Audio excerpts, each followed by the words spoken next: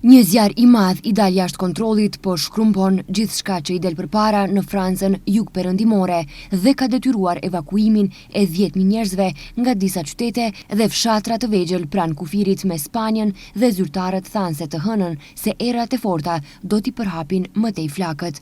Zjarri ka djegur rreth 4.600 hektar tokë në rreth të Pirenjeve franceze, than autoritetet lokale. Kushtet po përkeqësohen përsëri, paralajmëroi ministri i brendshëm francez Laurent Nunez.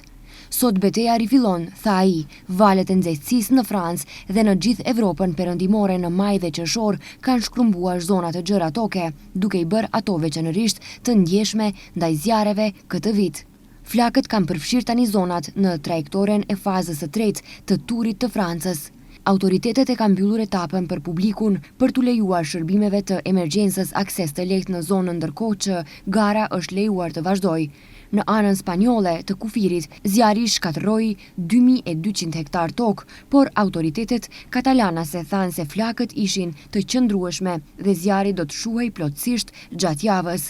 Policia ka arrestuar një punonjës të një kompanie të kontraktuar nga qeveria rajonale e Katalonjës, i cili dyshohet se ka ndezur zjarrin duke përdorur një makinë prerëse në anë të një rruge.